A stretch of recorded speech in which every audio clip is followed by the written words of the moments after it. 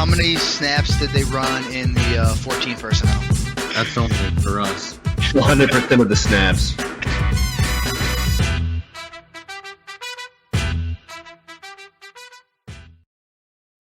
What's going on, guys? Welcome into 14P Fantasy. I am your host, Justin Wright. Today, we're doing something new. We're doing something a little bit different here. We are grading actual Dynasty trades that have happened in either NFL leagues or sleeper leagues or flea flicker. Heaven forbid you use freaking flea flicker. We are looking at 4 trades that have taken place across 1 QB and super flex leagues, grading them, because again, we can talk about hypothetical trades all day long. The best way to get better at Dynasty is to look at how people actually value players, not just what we think, but how other people have made real deals. So we'll get into that in a second. But before we do, guys, check out the Patreon page. Again, you got 3 tiers, $2, $5, $9. You can help support the channel. You can get our Dynasty rankings, our rookie tiers, early access to rookie videos. At that top tier, we'll even break down a Dynasty team for you. Send us screenshots. We'll give you trade advice. Rebuilding, contending, whatever you want us to look at, we will take a look. So check that stuff out, guys. Patreon.com/14P Fantasy. The link is in the description. On top of that, subscribe to the YouTube channel. While you're here watching, subscribe so you get access to all of our content and you hit the notification bell. Do all that stuff so you know when things are dropping. Lastly, follow us on Twitter, Justin_14P, 14P_fantasy. We got graphics. We got trade targets before videos come out, all kinds of stuff going on and being posted there. And then you just get my general ranting and raving over on my personal account there, guys. All right, let's get into it. Number 1, we have Elijah Mitchell for the 108. This is a real trade that took place in a 1 QB league. And right off the bat, I am just telling you, I'm on the Elijah Mitchell side. This is not close to me. This is, I think, a terrible trade.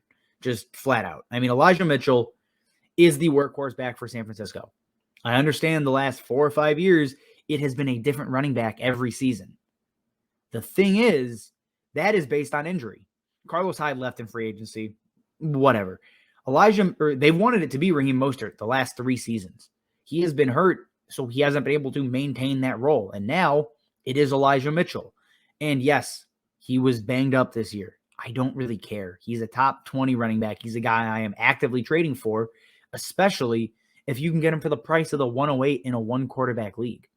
At 108, you're looking at Chris Olave, maybe Rachaad White, Kyren Williams, Jahan Dotson, guys of that nature. And honestly, what you're doing is drafting dart throws. I mean, they're good players. They're some of them going to be first-round NFL talents.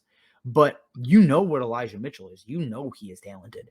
I mean, it's like if you watch Family Guy, it's the joke of a boat's a boat, but the mystery box could be anything. It could be a boat. Elijah Mitchell is Elijah Mitchell. In theory, Rachaad White, Kyren Williams could be Elijah Mitchell, but you already have him. So why would you trade him to just add more risk? I don't think that deal is worth it for really anybody. I mean, you're not, adding extra assets. You're not getting additional picks. You're just getting one. It's a 1-for-1 swap with a rookie for a 23-year-old running back. I don't understand the logic behind it. So if we're giving it a grade, and why not? Elijah Mitchell, A+, great work. You got the 108. I'll give you a D. Instead of an F, you get a D because, again, it could be anything. It could be Elijah Mitchell. So it's not completely lost, but I just think it's a weird value move. It just doesn't make a lot of sense to me.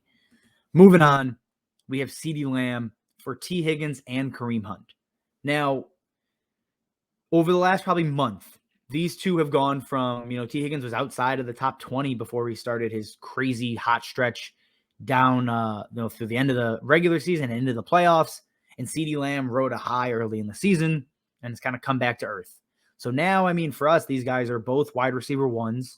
They are both in the same tier. And yeah, CeeDee Lamb is higher. I in a vacuum, I prefer CeeDee Lamb, but I don't think the difference is Kareem Hunt. Kareem Hunt, when healthy, is an RB2, a mid-level RB2.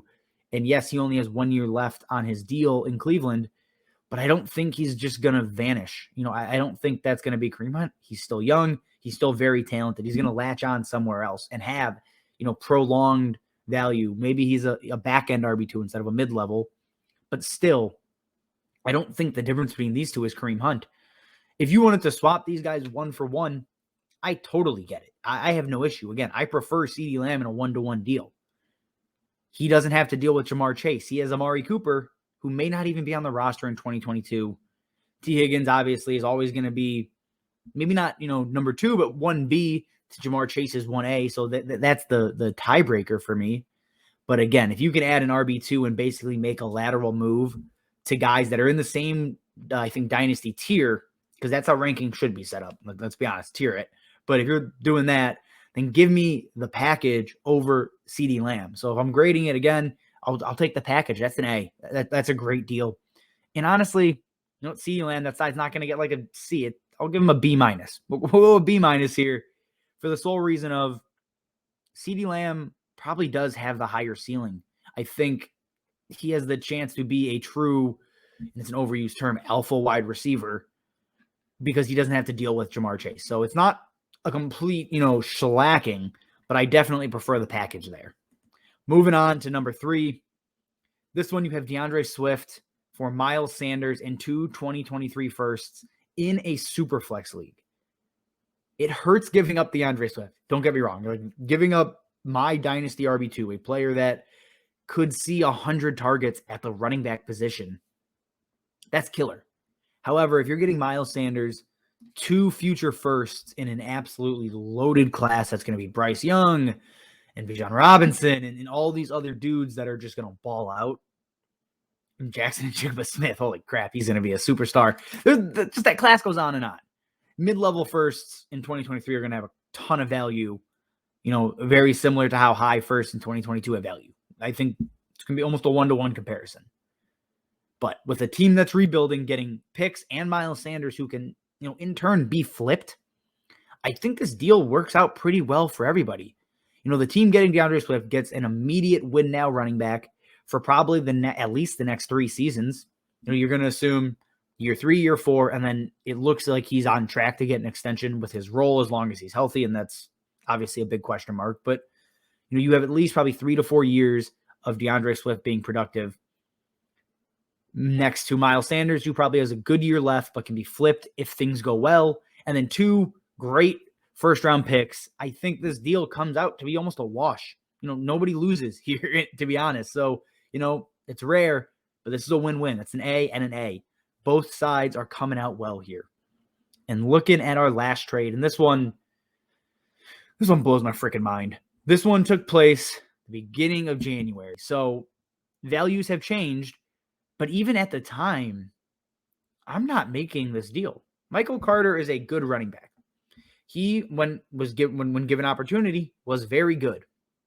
He still has 4th-round draft capital. He is still a question mark in a Jet system that may or may not be good. We don't really know what Zach Wilson is. We don't know what that offense's MO is. We didn't see enough of it to really know how that offense is going to look in 2022. Now, I am a fan of Michael Carter. I am actively trading for him in leagues. But if I have to give up T. Higgins, and it's a 3rd, but if I have to give up a pick on top of that, that just is insane. Michael Carter could flame out in 2 years. Draft capital probably dictates that he will flame out in 2 years.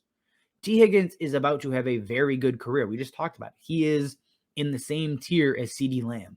T. Higgins, a 22-year-old wide receiver, tied to Joe Burrow. And yeah, he's behind Jamar Chase, but he's the 1B. It's not a 1 and 2 kind of situation. It just doesn't make a whole lot of sense. The value, the long-term value specifically for what feels like a question mark potentially in Michael Carter, as much as I love him and I'm actively trading for him, it could still go sideways.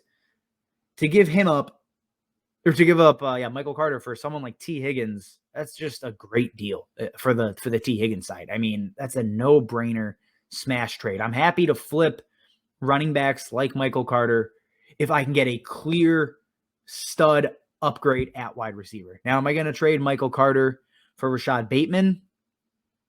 Some would say, yeah, that's a no-brainer. For me, that's probably an easy 1-to-1 deal. I think that's fair, but are you really putting Rashad Bateman and T. Higgins in a remotely similar tier? You shouldn't be. I mean, that doesn't make any sense. So for me, I think that's probably where Michael Carter's value lands better. It's nowhere near T. Higgins. So if we're looking at it, the T. Higgins side, A+. And the Michael Carter side, I mean, it's an F. There's just no other way to put it. You don't give up long-term assets like that for guys that, again, as much as we like them, are still question marks in the NFL. All right, guys, that is all I have for you. Interesting type of video there. If you like it, let us know below. We'll do more of these. We'll pull 4 or 5 trades here and there. We'll put up polls that you guys drop trades. We'll grade those as well. Again, check out the Patreon page. Follow us on YouTube or on Twitter. Subscribe to us on YouTube. Drop questions, comments, all that kind of stuff below. All right, guys, as always, thanks for watching, and we will see you next time. How many snaps did they run in the 14 personnel? That's only for us. 100% of the snaps.